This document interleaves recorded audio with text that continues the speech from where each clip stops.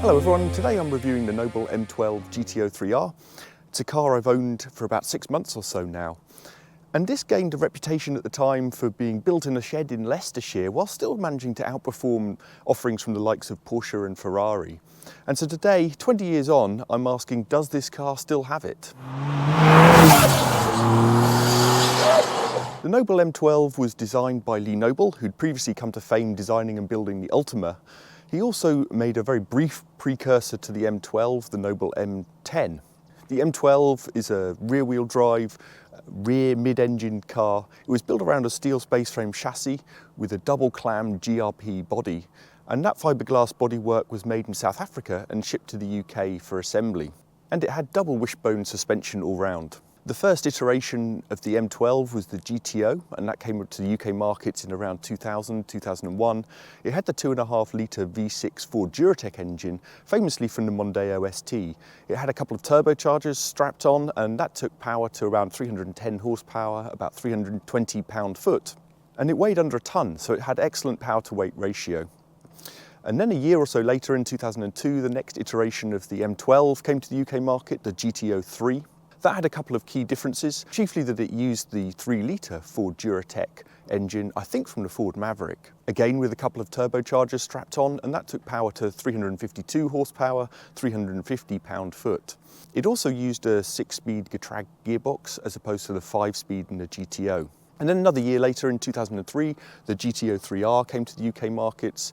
The only real noticeable difference between the 3R and previous iterations were the faired-in headlights that you can see on this car. It also added a limited slip differential and a track day baffled sump. It had air conditioning as standard and some extra sound deadening, and that took weight to around 1085 kilograms. It was still fairly quick, even by today's standards, giving 0 to 60 times around 3.5 seconds. And then in 2004, the final iteration of the M12 came to the UK markets, the M400. And that was the kind of ultimate track spec version of the car. It didn't really look much different aesthetically. It had these side scoops that you can see here, and that was the only real noticeable difference from the outside. This car has them as an aftermarket addition, despite being a 3R.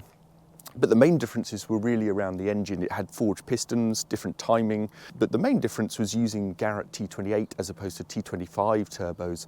That took power to 425 horsepower, 390 pound-foot, so quite a big hike. It also had an updated gear linkage in an effort to try and solve some of the gear change issues with previous iterations of the M12. The exact production numbers for the car are quite hard to come by, but there seems to be a general consensus online. Figures of around about 92 of the original GTO, the 2.5, 116 for the GTO-3, 165 for the 3R, and only 75 M400s made for the UK market. Similar types of numbers were made for the US market as well, but a low production car that was fairly rare 20 years ago and certainly even rarer now. Visually, I still think this car looks stunning and looks the part, even 20 years on. Very low supercar stance, this big wing and ducktail, the wing which famously added very little downforce. I get a lot of comments from people, thumbs up waves as I drive by, from people of all generations who just love it. People are often really amazed that it's a 20-year-old car, and I have people asking me if it's things like a Zonda, a Ferrari, etc. So I'll take that. So for me, I think it's lived up to it visually, but the crucial thing is, does it still live up to modern standards in the driving department? I'll give you a quick tour of the interior, and then we'll take it out and test it, and I'll give you my thoughts on the driving. I also think having this double clam body really gives it a supercar feel and appearance. So of course, under the rear clam, you had the V6 engine, intercooler, turbos, etc.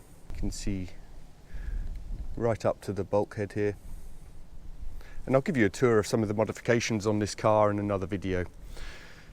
No boot space, of course.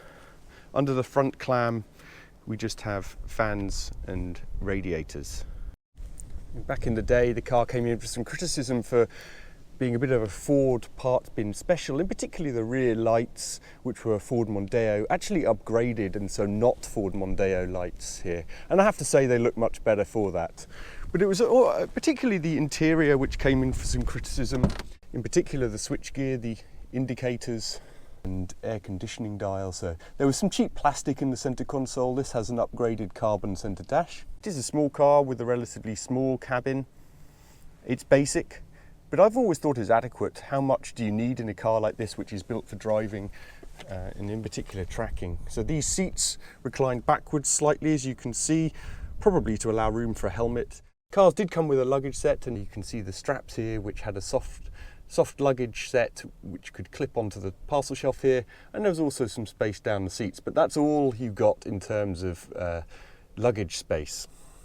What I absolutely love about this car is the Alcantara roof, really nice, and the Alcantara trimmed built-in roll cage, which came as standard with this car. And of course, one of the laughing stocks of this car was the radio over on the passenger side, which meant it was impossible to reach, especially when you were wearing the 4-point harnesses that came as standard alongside inertia reel seatbelts.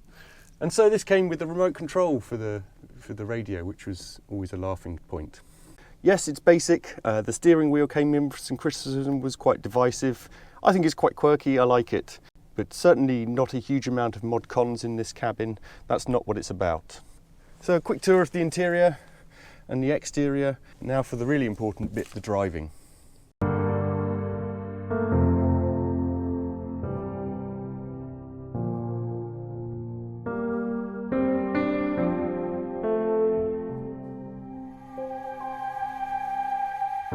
So first impressions, it can seem like a bit of an intimidating car to start with.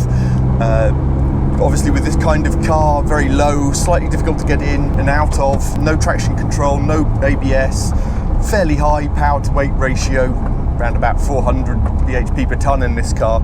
And so all that combined, unless you're used to this kind of car, can seem quite intimidating.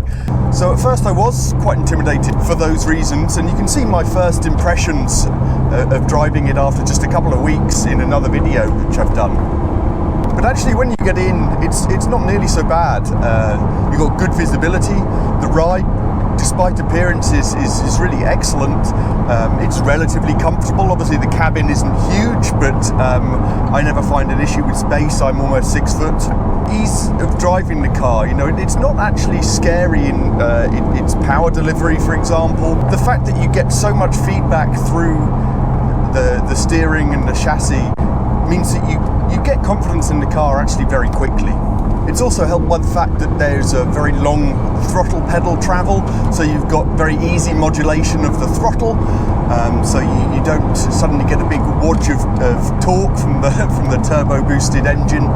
So again, that all builds confidence. We all remember the reviews from back in the day, probably 20 plus years ago. Jeremy Clarkson, of course, with his famous Darth Vader impression of the 2.5, that was M12 GTO. Tiff Needell, I think, drove the GTO and the GTO-3R, and I seem to remember Vicky Butler-Henderson doing an M400 versus Evo FQ400 lap battle. The M400 walked that one, by the way. But we always remember those reviews from 20 years ago, singing the Noble's praises and comparing it very favourably against much more expensive rivals from Porsche and from Ferrari. Not much more than probably half the price of those at the time. They'd outperformed them both in lap times and outright performance, but also in the reviews, how it drove, how it handled, etc. They all stated how good the chassis was, how good the handling and ride was, and the feedback that you got through the steering, etc. So, really all I can do is echo that. It's absolutely true. The handling is sublime, the chassis is sublime. It's really the feedback through the steering gives you such confidence, you feel everything. The front end goes exactly where you put it, so it's quite difficult to get to the limits of grip. There is so much on public roads, but when you do approach it, you can feel it very easily through the wheel.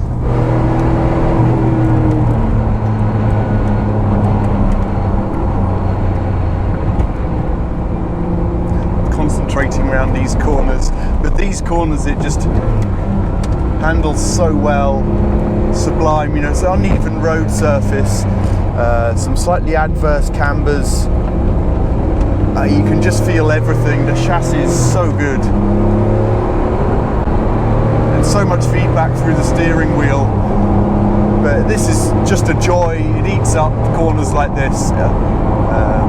It really is made for the British B road. It's still so compliant.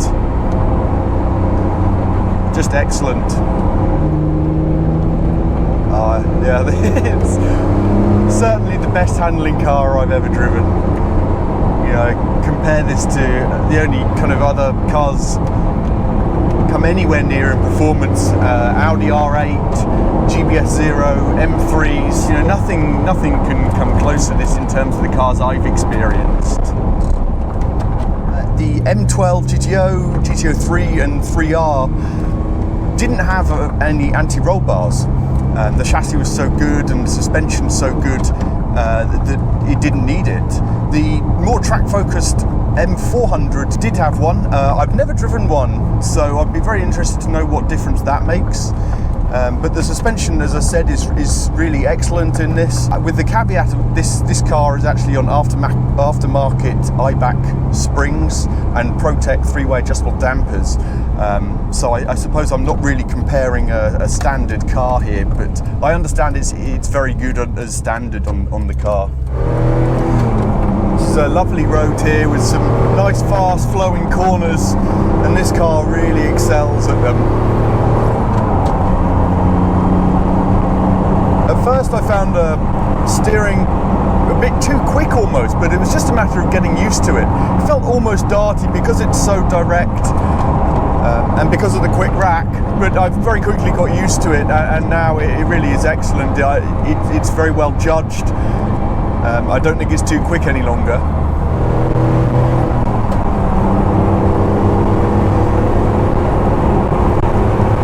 Yeah, it just flows so well through these faster corners. It feels superb, it's comfortable.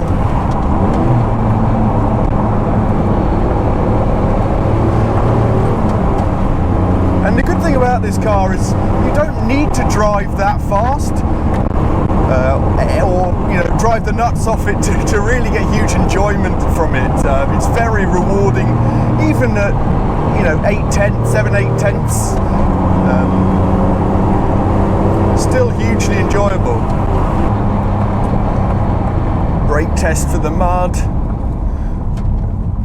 Okay, I'm being a bit precious here. Just cleaned the car. This is a nice corner, tightens up, just feels beautiful, so well balanced.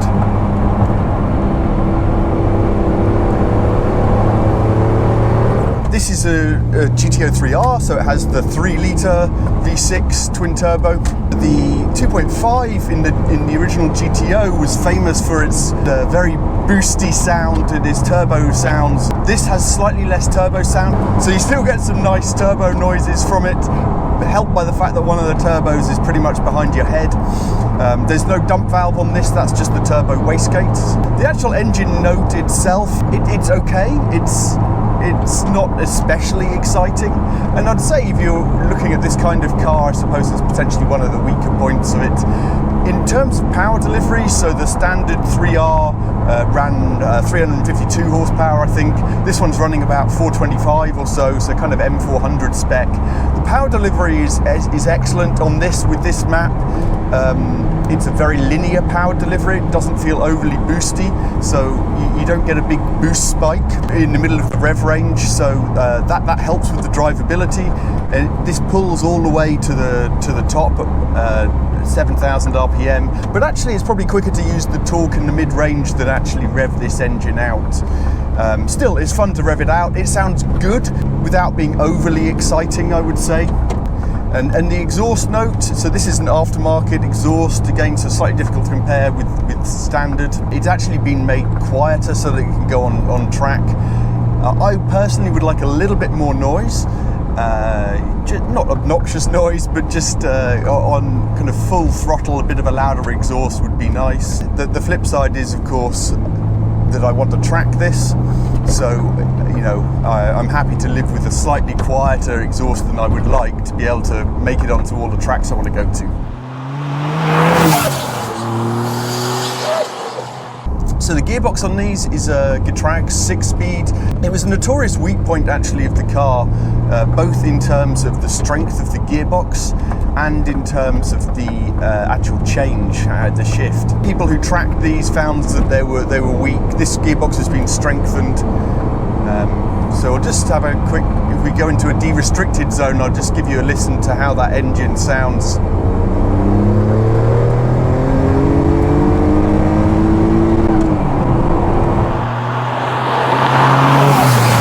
It's nice without being overly exciting. It doesn't sound exotic like a Ferrari perhaps, obviously only 6-cylinder as well, getting lots of attention from people as we drive by, as you always do in this car. So yeah, the gearbox has been strengthened. People found that when they were tracking it, it wasn't strong enough, and they started braking. This has also got a cooling mod to it, so when you track it, you can put the pump on for the cooling. This has the M400 linkage, so and the only other 3R I've driven also had that M400 linkage. So I've never experienced the standard shift in a 3 or a 3R. But I understand it wasn't always the best. This is really quite good. You know, I'm quite impressed with it. Just having read a lot about how even with the M400 linkage, it wasn't always that great. You have to be quite precise with it, I find. Sometimes getting into second.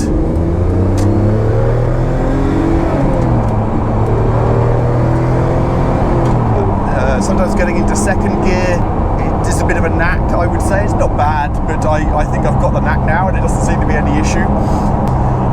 And performance figures were good. You know, I think it was quoted as something like 3.7 from Noble for the 3 and the 3R. A lot of magazines at the time tested it, and I think kind of between 3.3 to 3.5 seconds. So, you know, even by today's standards, this is a 20-year-old car, this one, that's still pretty respectably quick, helped by the fact that it reaches 60 in second gear, which obviously helps the 0 to 60 time. I haven't yet tried it in this car, so I suspect well, it's all down to how much grip you can get and whether you can put the power down, but I'll be interested to see. If I could dip under 4, that would be good. I'll try it on my draggy another time, so watch out for that video. And this isn't really about straight line performance, this car, it's really all about the cornering, and that's where the fun is in this car. But, you know, it's probably still pretty much as quick as my 700 horsepower or so E63 AMG, which runs about 1,000 Newton meters of torque. As I mentioned, no ABS in these Nobles M12s. This has a bigger brake kit, Paget RS29 pads, and semi-floating front discs, so it's difficult to compare with the original. I understand the brakes didn't necessarily need upgrading in the original and were very good. This stops on a sixpence, it's crazy. But yeah, braking is excellent. You can lock up, obviously no ABS, particularly when the brakes are cold. I've locked up a couple of times, but you know, nothing bad. The stopping power is great. I mean, I don't drive this in the wet, so that's probably a different matter. And also, with respect to the lack of traction control, you know, I think I have to be ultra careful in the wet, but in the dry, you know, it's very difficult to lose grip. The grip levels are excellent, and you don't really miss any traction control. So this car, the 3R, came with I think a standard with a Quaife limited slip diff. Slight squirm there coming into the de-restricted limit, but you know, I was being fairly aggressive with the throttle and on a slight turn, so you do have to be careful, but in general it really handles the power well. 265 section rear tyres, but it manages to put the power down, helped by the limited slip diff as well, of course, very well. So practicality, this is not a car for practicality. It's not a family wagon. It's not meant to be. As I've said, no boot space. You can put stuff on the shelf behind you, and there's some space for, you know, rucksacks and stuff behind the seats. That doesn't bother me in the slightest. This is a car for me to drive and enjoy. If you were wanting to go on a week-long trip somewhere or tour around Europe in it, then yeah, that's obviously a negative. It is not that car. You can't take a lot of stuff. I mean, I travel light, so it probably wouldn't bother me. But I can understand why that might be a limitation. For some people, space, I don't find an issue with it. The offset pedal box, I very quickly got used to, and to be honest, I don't notice at all now. It does get hot in here. So the 3R came with aircon, I think as standard, whereas the GTO-3 didn't. Some of the people have stripped these out. I would not want to have this car without aircon. It gets notoriously hot, so I think you need aircon in these. Okay, it adds a bit of weight. So famously also the transmission tunnel gets very hot, and there's what people call the tunnel cooling mod, which has been done on this which flows air through the tunnel, obviously helps keep temperatures down a bit. So overall, what do I think of this car? It's an absolutely superb car. Even in today's money, a GTO is probably up to £40,000. The GTO-3, between 40, 45. A good 3R between 45 and 50, and an M400 probably more like up to 55. So it's still a lot of money, but I think it's still a huge amount of performance and fun when you compare it with other things at this price. I think it's still very hard to beat, even 20 odd years on. So I think it's excellent. It's the handling, the performance, the fun factor, but also the theatre and the rarity of this car. I like that as well. So I debated a Lotus Exige instead of this, perhaps with the Comatec pack, which takes it up to about 460 horsepower. And I went for the M12. I'm definitely not disappointed. This has the drama and theatre and rarity, and yes, a Lotus Exige does have that. I think this has more. The handling is just better than anything I've driven. And so what would I say on the downsides of this car? It's the practicality, as I mentioned. For me, one of the biggest downside is actually I can't heel and tow in this. So the brake pedal just goes too low, the accelerator set too high to be able to heel and tow, to blip on the downshift. So that's quite a big thing for me. It may sound minor, but rev matching on the downshift is important, and I like doing it. I enjoy it. It adds to the drivability of the car, and I can do it in my 7-type car, and it really adds to the enjoyment factor. So that would be a criticism. Perhaps the only other thing to say is, I suppose, in terms of the practicality, I can't do speed bumps in this. This may sit a bit lower than standard. It also has an aftermarket front splitter on it, which makes it a bit lower. But you can do small speed bumps, but I've been caught out quite a few times. It's amazing how many speed bumps suddenly appear when you don't want them. And I have to U-turn and annoy everyone. So, in terms of practicality and where you can use the car, that is a downside. So there you go, that's my thoughts on my Noble M12 GTO-3R. As you can tell, I absolutely love the car. It's a car I hope to keep for many years to come, but really interested to hear your thoughts on it as well. It's a car that I'll be doing quite a lot with, probably taking to quite a few car meets, but also quite a lot of track days I'm hoping to do in this. In fact, my first track day is coming up pretty soon, so do watch out for that video, and thanks very much for watching.